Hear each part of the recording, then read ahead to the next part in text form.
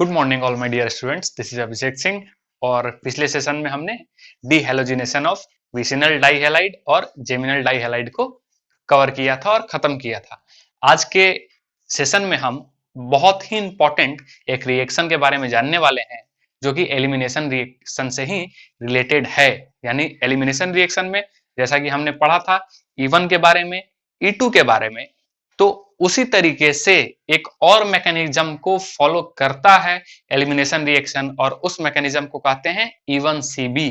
Yes, E1CB बहुत ही important है। तो आज का सेशन हम क्या देखने वाले हैं? E1CB के बारे में। तो आइए स्टार्ट करते हैं। E1CB,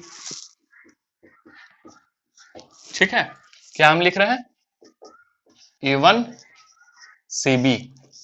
आ रहा बात समझ में? E जो है इसका मतलब होता है एलिमिनेशन।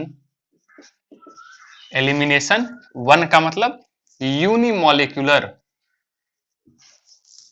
यूनिमॉलिक्यूलर सीबी का मतलब कॉन्जुगेट बेस।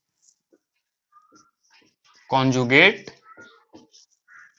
बेस यानी कि इसका फुल फॉर्म क्या हो गया पूरा? Elimination unimolecular conjugate base. उसी को हम लोग क्या बोलते हैं? E1CB। एलिमिनेशन का ये भी एक क्या है? टाइप ही है। तो अब आखिर E1CB कब होगा और किस कंपाउंड में E1CB हम लोग देखेंगे, वो जानना जरूरी है।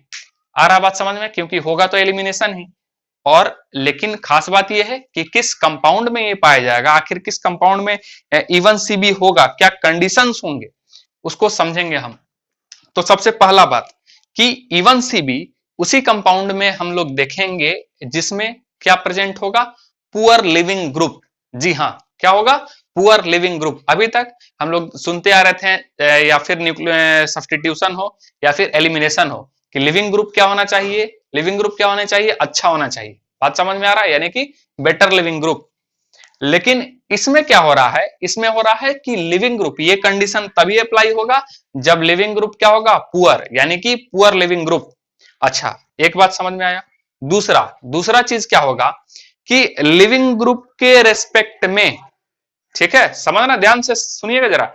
लिविंग ग्रुप के रेस्पेक्ट में बीटा कार्बन, लिविंग ग्रुप के रेस्पेक्ट में beta carbon directly attached with electron withdrawing group. Clear है क्या बोले हम? यानी कि जो लिविंग ग्रुप होगा और वो क्या होगा? पुअर लिविंग ग्रुप होगा, उससे बीटा कार्बन जो होंगे, उसके रेस्पेक्ट में जो बीटा कार्बन होगा वो किससे जुड़ा होगा? इलेक्ट्रॉन विड्रॉइंग ग्रुप से। जी हाँ, इलेक्ट्रॉन विड्रॉइंग ग्रुप से। देखते हैं क्या पहला हम क्या बोले इसके लिए कि E1CB shows those type of compound in which, ठीक है, क्या रहेगा भाई? तो पहला चीज क्या रहेगा? Poor leaving group. क्या रहने वाला है? Poor leaving group. और वो पुअर लिविंग ग्रुप जैसे कि F फ्लोरीन, ठीक है, OH माइनस, हम लोग पढ़े थे ना, OH माइनस जो है वो स्ट्रॉन्ग बेस है। क्या है? Strong base. And leaving group बढ़िया कौन होता है? Better the leaving group, weaker the base. Weaker base जो होता है वो बढ़िया लिविंग ग्रुप होता है। यानी ये स्ट्रॉन्ग बेस होगा OH माइनस, यानी ये अच्छा लिविंग ग्रुप नहीं होगा। ओके, और NR3 प्लस ये वाला ग्रुप। आ रहा बात समझ में? उसके बाद OR, ये भी यदि मिल जाए तो इस तरीके से यदि अपने पास पुअर लिविंग ग्रुप रहेगा तब हम लोग कह सकते हैं कि E1CB देखने को मिलेगा। दूसरी बात, दूसरा चीज क्या अपने को कि बीटा कार्बन, ठीक है, बीटा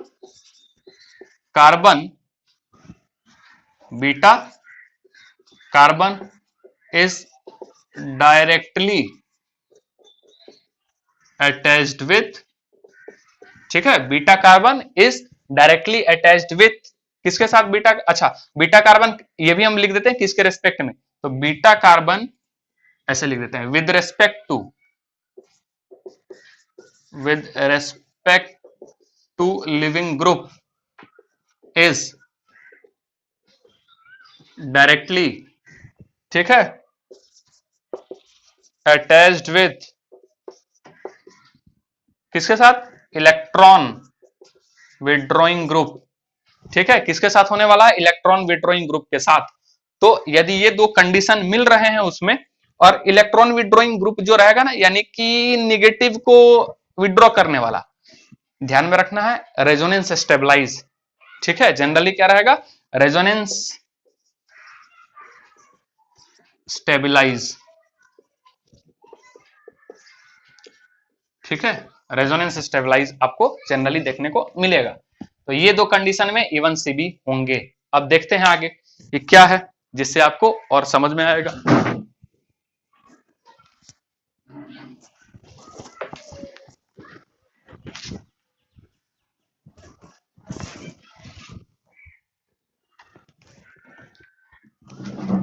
जैसे यहां पे यदि रहेगा इस तरीके से CH3CHOH, ठीक है, और ये CH2C डबल बॉन्ड O और ये CH3, ये कंपाउंड है। ठीक है, अब इसका यदि हम देखें तो क्या बोले थे कि ये वाला क्या है, पुअर लिविंग ग्रुप, ये अपना क्या है OH, अभी बताएं पुअर लिविंग ग्रुप। और पुअर लिविंग ग्रुप के रेस्पेक्ट में बीटा कार्बन कौन होगा भाई, ये होगा अल्फा और ये होगा बीटा, और वो किससे जुड़ा होगा, यस, यानी इलेक्ट्रॉन विड्रॉइंग ग्रुप। यही है भाई साहब क्या, इलेक्ट्रॉन विड्रॉइंग ग्रुप जो जुड़ा हुआ है। अब इसका रिएक्शन किसके साथ होगा, यानी कि ये कंपाउंड क्या देगा, इवन सीबी देगा, खास बात। अब आगे यदि हम इसका रिएक्शन करवा दें NaOH और क्या दे दे, हीट, यानी OH माइनस और हीट, एलिमिनेशन वाला साफ, वही OH माइनस स्ट्रॉन्ग बेस, तब होता क्या है, जो प्रोडक्ट आएगा वो प्रोडक्ट आता है CH3 CH double bond CHC double bond O और ये CH3, ये प्रोडक्ट आता है। तो खास बात ये समझ में आ रहा है, मेन चीज ये, मेन पॉइंट ये समझ में आ रहा है कि यहां से OH निकला, यहां से H निकला, और क्या हो गया, डबल बॉन्ड हो गया, एलिमिनेशन ही तो हो रहा है। तो आखिर हम इसको इवन सीबी क्यों बोल रहे हैं, why it is called even CB. आखिर इवन सीबी बोलने का क्या तात्पर्य है, क्या मतलब बन रहा है, आखिर क्या रीजन है, what is the reason behind it कि हम इसको क्या बोल रहे हैं, इवन सीबी।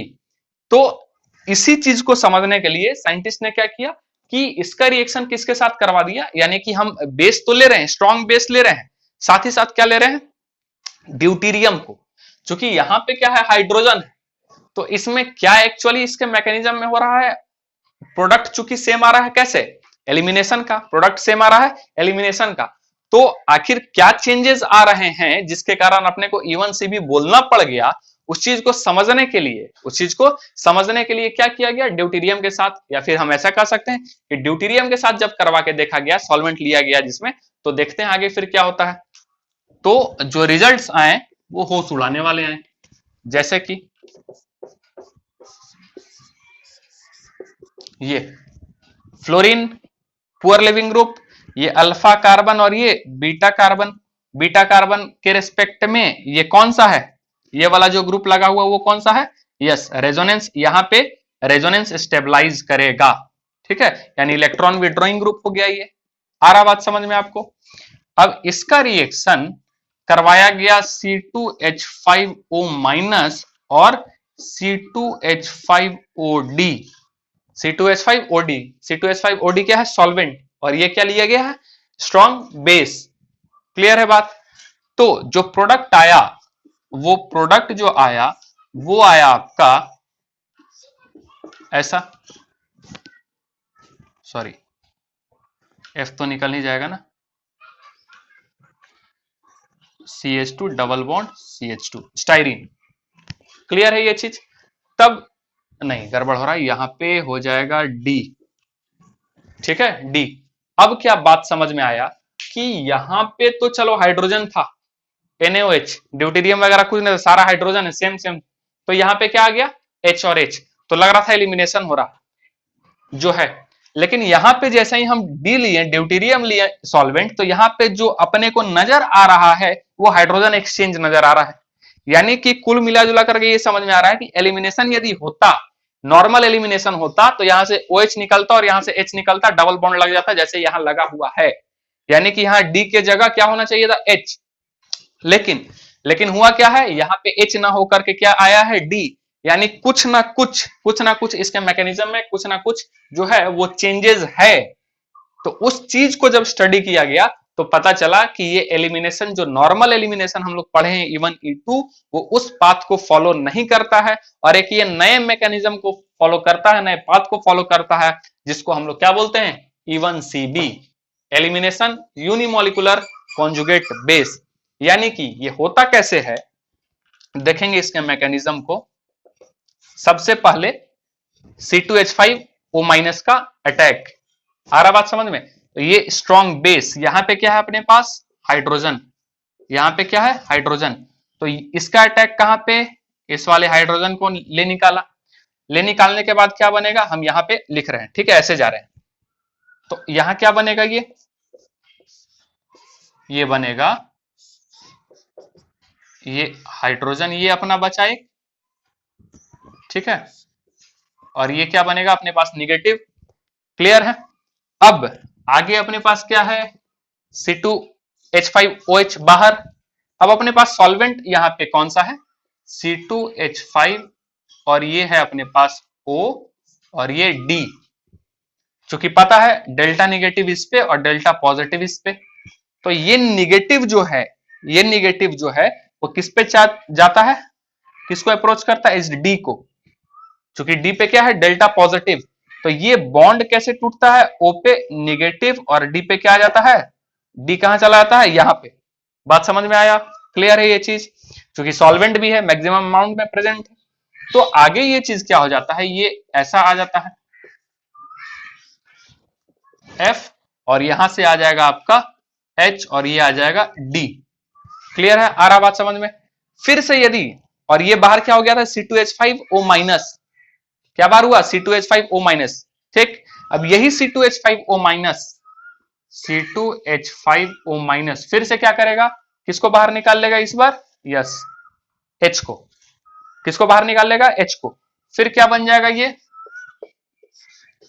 ऐसा,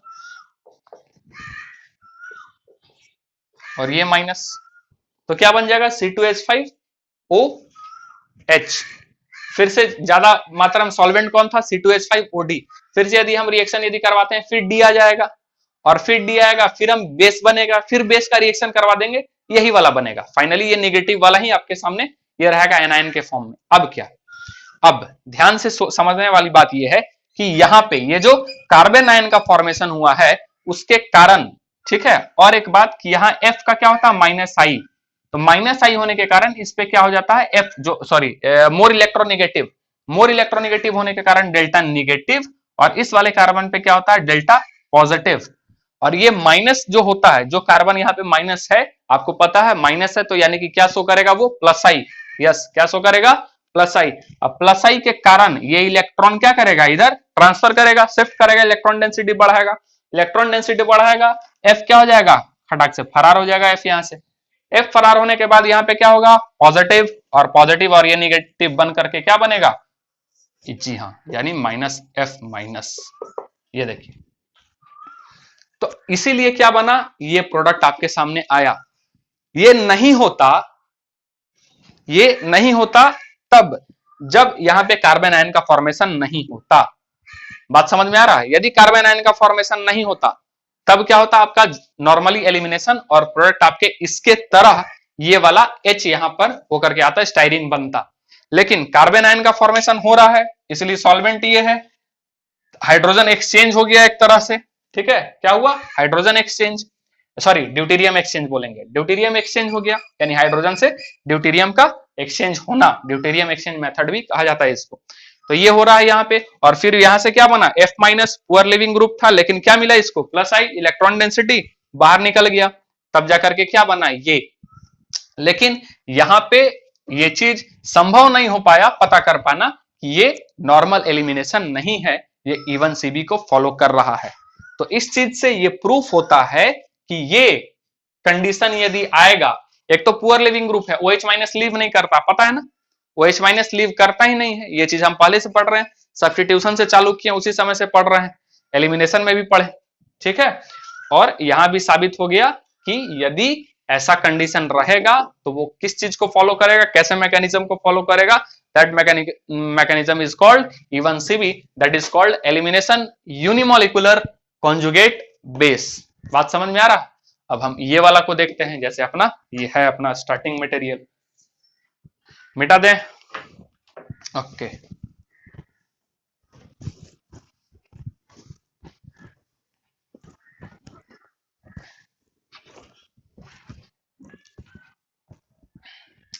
ठीक है। अब देखेंगे यहाँ पे NaOH यानी कि रिएक्शन किसके साथ होगा, OH माइनस के साथ, OH माइनस के साथ। अब OH माइनस क्या करेगा, बीटा हाइड्रोजन को रिमूव करता है, बीटा हाइड्रोजन पे अटैक करेगा, ठीक है, यानी कि रिमूवल होगा वाटर, वाटर क्या होगा, निकलेगा, और वाटर निकलने के बाद बीटा कार्बन पे निगेटिव चार्ज आएगा, यानी कार्बन आयन का फॉर्मेशन, यानी कि CH3 CH, ये OH और ये CH minus C double bond O और ये CH3। आ रहा बात समझ में? और ये निगेटिव स्टेबलाइज है किससे, यहां रेजोनेंस में जाकर के, रेजोनेंस में जाकर के, तो ये होगा क्या, ये जाएगा ऊपर और ये निगेटिव शिफ्ट हो जाएगा यहाँ पे, निगेटिव शिफ्ट। अब ये इसका रेजोनेटिंग स्ट्रक्चर बन जाएगा CH3 OH और ये क्या हो जाएगा, single bond CH double bond C O minus और ये CH3, ये आपस में एक दूसरे का क्या बनेगा, रेजोनेटिंग स्ट्रक्चर।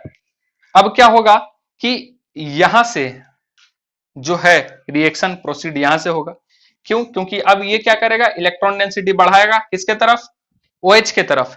अब OH माइनस अब क्या बाहर निकल जाएगा, फिर OH माइनस, यहाँ पे क्या आ जाएगा, पॉजिटिव, और पॉजिटिव और निगेटिव क्या बन जाएंगे, बॉन्ड, यानी कि यहां से जो ये होता है उसमें होगा क्या कि ये वाला जाएगा OH माइनस लेकर के, क्लियर है, ये क्या जाएगा OH माइनस लेकर के, ठीक, और OH, अच्छा, और यदि हम इसको और थोड़ा सा डिटेल में यदि हम देखना चाहें ना, तो ऐसा भी कर सकते हैं कि यहां से जो पानी निकला है बाहर, यही हम ले लेते हैं H, ये O और ये H, ठीक है, ये वाला OH माइनस बाहर, और ये जो OH है वो कहा, ये OH तो हम क्या, OH माइनस तो क्या हो गया, जैसे आया था वैसे बाहर, यहां से OH माइनस बाहर, और ये फिर क्या बन गया, वाटर, क्या बन गया, वाटर, ठीक है। अब वाटर बन गया और यहां पे क्या आ जाएगा आपका, यस, पॉजिटिव, और ये वाला जो है रेजोनेंस करके आएगा यहां पे, तो यहां क्या होगा, निगेटिव, और यहां पे क्या आएगा, पॉजिटिव, और ये बन जाएगा डबल बॉन्ड।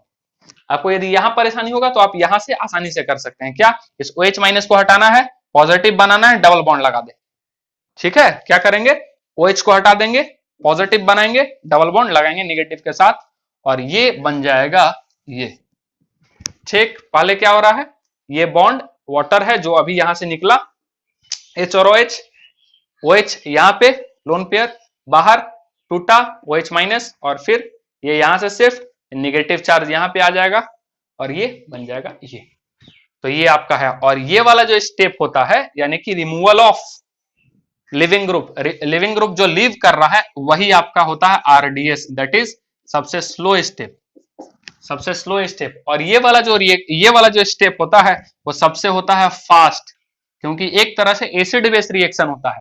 ये वाला हाइड्रोजन क्या है, एसिडिक, क्यों, क्योंकि H निकलने के बाद निगेटिव चार्ज जो हो रहा है, H निकलने के बाद जो निगेटिव चार्ज जा रहा है वो रेजोनेंस में जा रहा है, रेजोनेंस स्टेबलाइज है, that's why this hydrogen is acidic hydrogen, and this step is acid base reaction, acid base reaction, and we know that acid base reaction is very fast, and this step is RDS, which is slowest step, removal of living group, या कह सकते हैं leaving group का बाहर निकल जाना, ठीक। तो लिखेंगे इसको, फिर आगे हम बताते हैं, बढ़े आगे, ओके।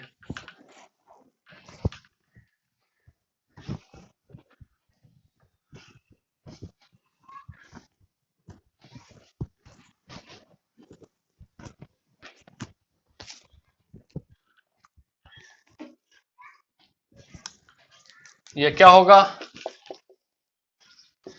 2 स्टेप्स रिएक्शन है, टू स्टेप रिएक्शन है,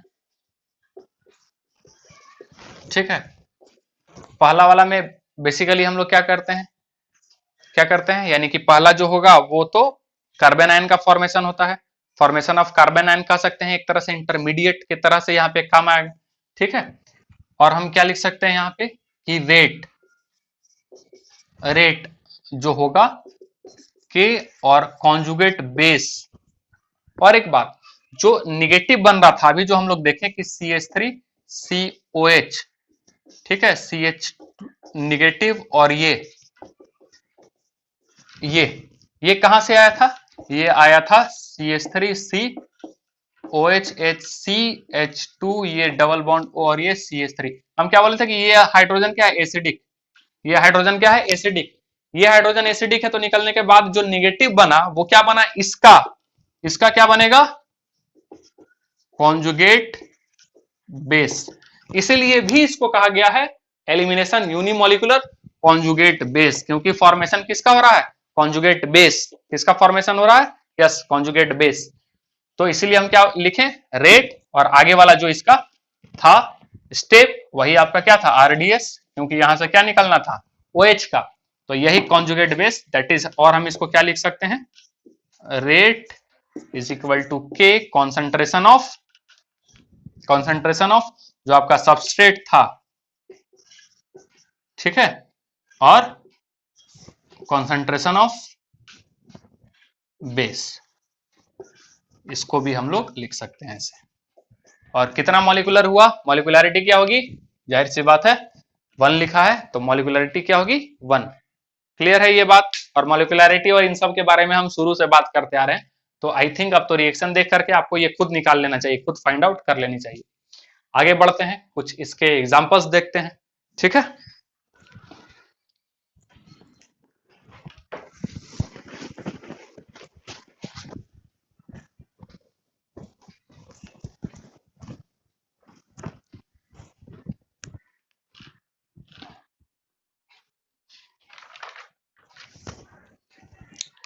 जैसे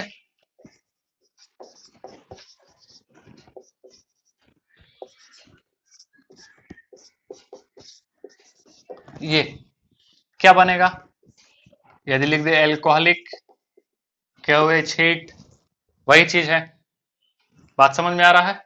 इलेक्ट्रॉन विड्रॉइंग ग्रुप और पुअर लिविंग ग्रुप क्या बनेगा, CH3 CH double bond CH और CHO, इसको बोलेंगे अल्फा बीटा, ये होगा CHO के रेस्पेक्ट में ये अल्फा और ये बीटा, इसको क्या बोलेंगे, अल्फा बीटा अनसेचुरेटेड एल्डिहाइड, क्या बोलेंगे, अल्फा बीटा अनसेचुरेटेड एल्डिहाइड, ठीक है, क्या बोलेंगे, अल्फा बीटा अनसेचुरेटेड एल्डिहाइड। और ये एल्डोल का भी पार्ट है, खैर एल्डोल कंडेंसेशन जब हम लोग पढ़ेंगे ऑर्गेनिक नेम्ड रिएक्शन में, एल्डिहाइड कीटोन का ही पार्ट है, तो उसमें भी ये E1CB उस नेम्ड रिएक्शन का जो लास्ट स्टेप होता है वो E1CB होता है। तो अभी बस हम आपके सामने ये नाम ले रहे हैं, ध्यान में रखिएगा कि जब हम लोग क्या पढ़ेंगे, एल्डोल कंडेंसेशन बहुत ही इंपॉर्टेंट रिएक्शन है, ऑर्गेनिक नेम्ड रिएक्शन का ये पार्ट है, बहुत ही इंपॉर्टेंट है। और जेई हो, मेन हो, एडवांस हो, नीट हो या अदर और भी यदि कॉम्पिटेटिव एग्जाम्स की यदि हम बात करें, स्टेट वाला भी यदि हम बात करें, तो उसमें एल्डोल कंडेंसेशन यदि केमिस्ट्री का पेपर बन रहा है तो ऑर्गेनिक में एल्डोल कंडेंसेशन जो एक कह सकते हैं one of the favourite reactions में से क्वेश्चन जो सेटर होते हैं उनके ये हैं, देखे गए हैं एग्जाम्स में आए हैं उसके आधार पर। तो ये जो बन रहा है वो क्या बन रहा है, अल्फा बीटा अनसेचुरेटेड एल्डिहाइड। और हम कुछ देखते हैं, जैसे कि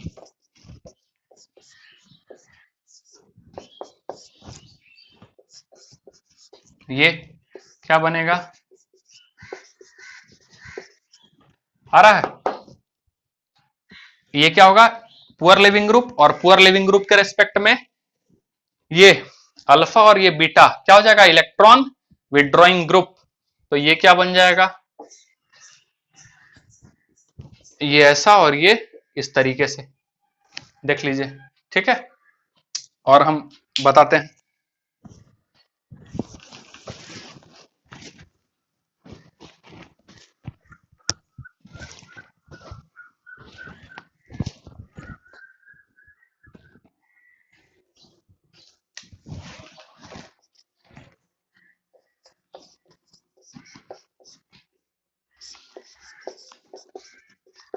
ऐसे भी दे सकता है।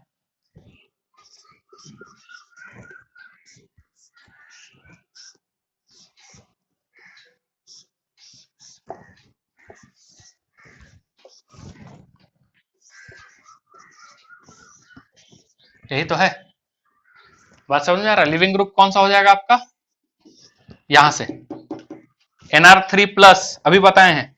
पुअर लिविंग ग्रुप में कौन सा, एक Nr3 प्लस था, उसी टाइप का तो ये है। यानी कि ये क्या हो गया, पुअर लिविंग ग्रुप। और उसके रेस्पेक्ट में यानी ये अल्फा और ये बीटा, बीटा कार्बन पे क्या है, यस इलेक्ट्रॉन विड्रॉइंग ग्रुप। ऊपर से NO2 लगा, -m शो करता है, जबरदस्त वाला इलेक्ट्रॉन विड्रॉइंग ग्रुप है। और यहां से प्रोडक्ट क्या आने वाला है, यानी कि इसी OH का अटैक किस पे होगा, यस इस वाले हाइड्रोजन पे, और ये वाला ग्रुप क्या हो जाएगा बाहर, और प्रोडक्ट क्या बनेगा, यहाँ पे क्या बन जाएगा, आ जाएगा पॉजिटिव। और यहां से जब H निकालेगा ये OH तो क्या बन जाएगा निगेटिव। और आपका जो आंसर आएगा वो NO2 और ये बेंजीन रिंग और ये CH डबल बॉन्ड CH2 ये बनेगा। ठीक है, और ऊपर से ये क्या हो जाएगा, बाहर निकल जाएगा न्यूट्रल बन करके। क्लियर है, क्या समझ में आ रहा है आपको ये पूरा। और एक आध देख लेते हैं इंपॉर्टेंट। ठीक है,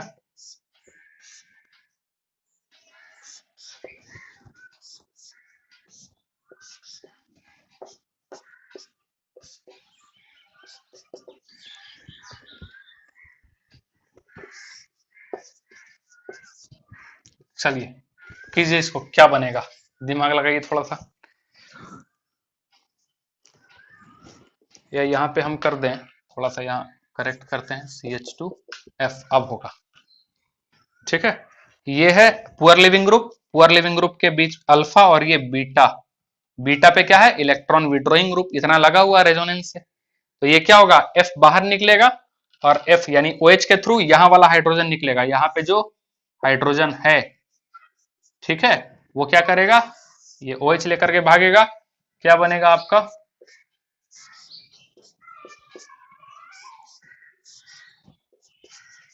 यहां निगेटिव और ये ऐसा, और उसके बाद इलेक्ट्रॉन विड्रॉइंग ग्रुप, उसके बाद ये क्या होगा F फरार, और यहाँ पे क्या आएगा पॉजिटिव, क्या बन जाएंगे बॉन्ड। अच्छा ये बहुत जबरदस्त स्टेबलाइज हो रहा है, ये एरोमेटिक कंडीशन शो कर रहा है पूरा होल एरोमेटिक। ठीक है, ये क्या बन जाएगा,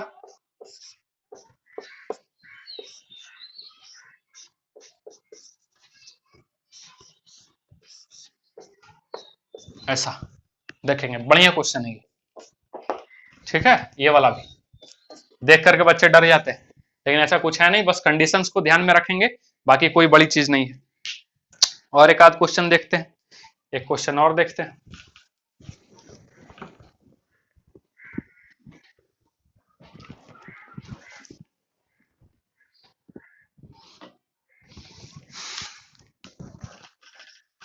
ये भी इंपॉर्टेंट है, क्या है, ClC ClHCFFF।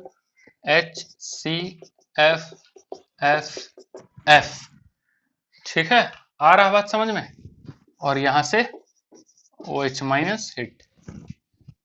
तो अब क्या होगा, हाइड्रोजन तो जाहिर सी बात है यही बाहर निकलेगा, निगेटिव बनेगा, लेकिन ये रेजोनेंस स्टेबलाइज थोड़ा सा आप परेशान हो सकते हैं। लेकिन आपको ध्यान में होगा कि क्लोरीन का क्या होता है, वैकेंट डी ऑर्बिटल, क्या होता है वैकेंट डी ऑर्बिटल, और क्लोरीन का वैकेंट डी ऑर्बिटल है, जैसे ही निगेटिव आएगा खटाक से इसके वैकेंट डी ऑर्बिटल में, यानी कि यहाँ पे जो बॉन्ड बनेगा वो बनेगा पी पाई डी पाई। पी पाई डी पाई क्यों, क्योंकि डबल बॉन्ड तो बनेगा, कार्बन के p ऑर्बिटल से इलेक्ट्रॉन जो है क्लोरीन के वैकेंट d ऑर्बिटल में जा रहा है, इसीलिए जो डबल बॉन्ड का फॉर्मेशन होगा उसको कहेंगे p पाई d पाई रेजोनेंस। ठीक है, वो जो पाई बॉन्ड बनेगा वो p पाई d पाई कहलाएगा। और देखते हैं फिर आगे क्या होगा, यानी कि ये बनेगा Cl निगेटिव, ये OH कहां, इस वाले हाइड्रोजन पे, और ये C, ये F और ये F। ठीक, इसके साथ रेजोनेंस होकर के हम बना देते हैं यहाँ पे ऐसा ऐसा करके। ठीक है, ऐसा और ये क्या रहेगा, वैकेंट डी ऑर्बिटल, जो उसको क्या करेगा, स्टेबलाइज करेगा। और पुअर लिविंग ग्रुप है, ठीक है, जिससे उसके बाद क्या होगा, ये बाहर, और ये क्या बन जाएगा आपका ClC, और ये ऐसा भी लिख सकते हैं हम, CCl2 डबल बॉन्ड CF2। और बहुत ही इंपॉर्टेंट ये वाला है, जहां पे कंफ्यूज हो जाते हैं बच्चे कि यहाँ पे E1CB नहीं है, लेकिन ये E1CB का ही पार्ट है। तो कुछ और हम लोग आज के सेशन में छोटा सा सेशन रखें E1CB का केवल, फर्दर अगले सेशन में हम लोग फिर से क्लास को आगे बढ़ाएंगे, जिसमें हम लोग और तरह तरह के डिफरेंट टाइप्स के रिएक्शन को देखेंगे और जानेंगे। क्वेश्चन को किस तरीके से, फिर से वही ABCD समय मिलेगा, क्वेश्चन हम देखेंगे, ABCD हम लोग सीखेंगे। अभी तक तो JHI तक ही आए हैं, ठीक है, मौका मिलेगा तो Z तक जाएंगे, इवन Z के बाद तक भी हम लोग देखेंगे। ठीक, तो आई होप आज का सेशन आपको काफी अच्छे समझ में आया होगा। तो अगले सेशन में हम फिर से मिलते हैं। Thank you so much.